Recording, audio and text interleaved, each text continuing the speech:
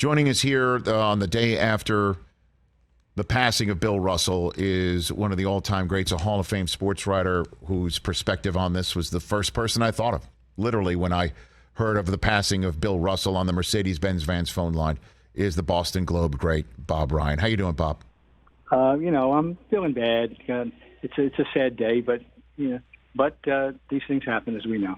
Absolutely. So I will give the floor to you on Bill Russell's legacy, Bob Ryan. There are two facets to Bill Russell that need to be discussed, and we can take them in whatever order you like. It's the basketball player and it's the man.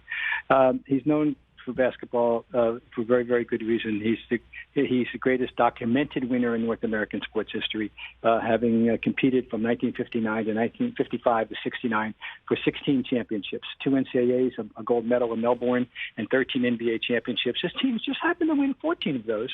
And in the 15th one, he was injured. And anybody reasonable knows they would have beaten the Hawks in 58, which would have made it one more. Now, and he also, we'll talk about the technique, but he put the block shot into basketball, made it an art form. And as he once said, I love this quote, I introduced verticality to basketball. I made basketball vertical. Bill Russell was an athlete ahead of his time. He could kick the rim. I said kick, K-I-C-K, not touch, T-O-U-C-H. His lateral mobility was extraordinary. He was an athlete so far ahead of his time, it's hard to comprehend. All right, that's the basketball. The other side is that he was one of the great Americans of the 20th and 21st century, a proud black man who did not let racism defeat him. He tolerated. He didn't tolerate it. He gave it the back of his hand. He had a great quote, Rich, that I think people should really fasten on, and that is, and he's loved saying this: "My citizenship is not a gift; it's a birthright." And by that, he meant that he did not need the approval of white America to do anything, and whether it's sleep, eat, play basketball, vote, anything.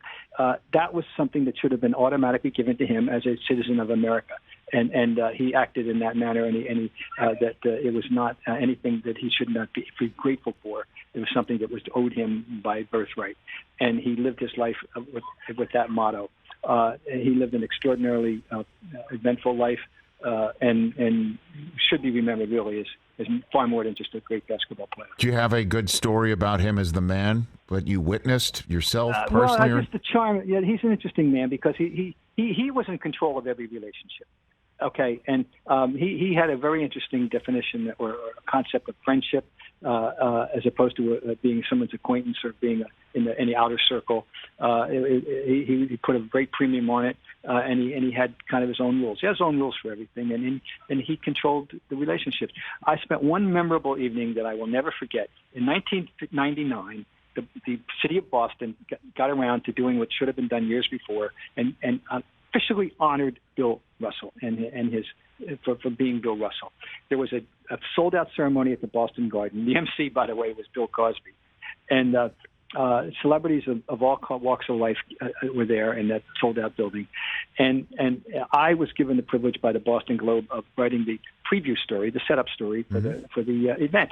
And in so doing, I interviewed Bill over dinner in Providence, Rhode Island, for over 3.5 hours, in which he put on his A game for me. His charm was tremendous. He told stories. He has his most famous laugh. You probably have heard about the cackle of his laugh. It's one of the most memorable things about him personally.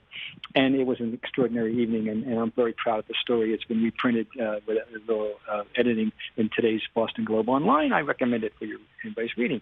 And it was a great night, and I'll never forget it. So I'll just say that. I had a little acquaintanceship with him, mostly took place in the 80s when he was a broadcaster. I covered him as the coach of the Sonics and Sacramento. I did not cover him as a player. I came in the year after he retired, but I got to know him a little bit in the ensuing years. But that night was the highlight. I'll never forget it. So Bob Ryan here, Boston Globe columnist, emeritus Hall of Famer, right here on the Rich Eisen Show. His relationship to the city of Boston and it with him. Walk me through how that developed and the ups and downs of that. It didn't develop the way obviously should have. Bill Russell entered Boston in 1956 at a time when Boston was, the word tribal has been used. I like it. Tribal neighborhoods, even just rivalries, and it was not a welcoming place for people of color, period. And he walked into the middle of this, had never experienced anything like this, given the fact that his family had uprooted with the Great Migration from his birthplace in Monroe, Louisiana, to Oakland when he was 8. So he experienced racism, of course, as any black person would in those days or even now, but not to the extent that he found it in Boston. And so he separated his professional life with the Celtics, which he loved, and where he was embraced and where he made friends of both races, and there was never an issue with the Celtics. And, of course, he very much appreciated Red Auerbach. But the city of Boston didn't love him back after the game ended the way they should have. You probably know the famous story of someone breaking into his house in wedding mass and spreading feces on his wall. That would not please you or me or anybody else. He had an arm's length relationship with the city from most of the time that he played in the city. And he made it clear, how he was going to live his life. As time went on, culminating in 1999, the city made some amends to him, but he never found it as a comfortable place. He didn't come here too often, and for any reason other than the Celtics, and be honored that night. And he only did that because it was for a charity that he had great love for, called a mentoring charity, So he in Boston, it was not good, and it was just a very embarrassing thing for the city of Boston, and not just for Bill Russell, but for any black person of those days. So the championship years for him, Bob Ryan, Bill Russell, the fact that Red Auerbach hands the reins of the team over to him, it's just, certainly in this day and age, just mind-boggling. But it was clearly the best move Red Auerbach could do, right? I mean, when you hand it off to your star player and championship player, it makes sense now through the fog of history. But can you walk me through what you know about that handoff, or what happened there? Sure. He did think about other people at first, a couple of other people, but then he settled on Russell and realized, and believing the joke that Red told was that Russell's the only one that could coach Russell. And I suspect that was about 78% of the reason. But the other 22% was that Red knew Russell was intellectually and totally capable of the job, of handling the job, and that he would embrace it and do it the way he was going to do it. He had like a committee of elders that helped him run that team. And by the time he had Sanders, he added Wayne Embry, who was very important. Larry Siegfried was kind of like the de facto offensive coordinator for that team, and in the late '60s. And Russell made all the final decisions, of course, and who was going to, all the standard coaching decisions were made by Bill Russell. He was very proud of his coaching. Didn't think he was getting enough credit for it. He was really happy to go into the Hall of Fame as a coach as well as a player.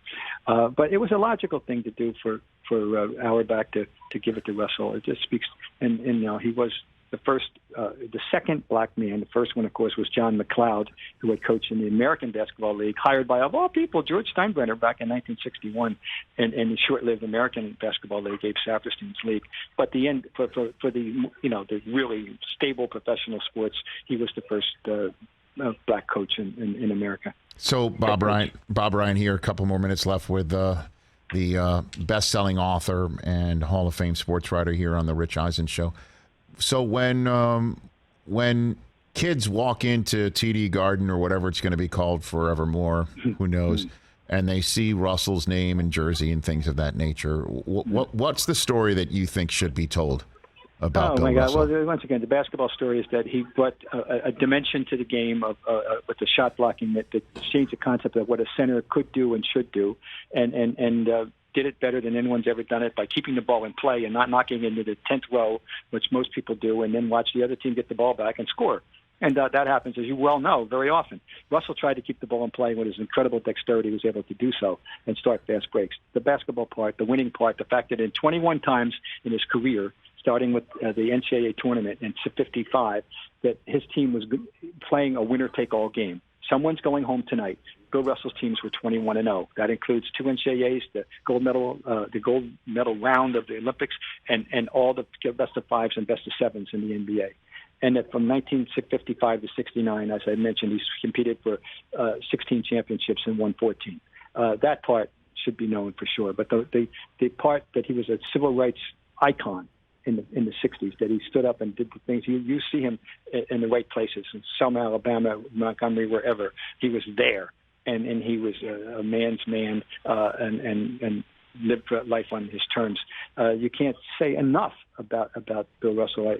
He was truly one of the great Americans. So, and obviously, no Celtic has worn 6, and will ever again since Russell's retirement. I really believe that if the NBA should duplicate baseball with Jackie Robinson. That was my next question. And there should be a 6 taken down. Nobody should wear 6 in the NBA. Period. That was my next question. Do you think the NBA should do that? And yes, that would be a perfectly fitting tribute right now. Yes, I think that's, to me, it's a given. It's a no-brainer. But let's see what happens. Bob Bryant, thank you for the time.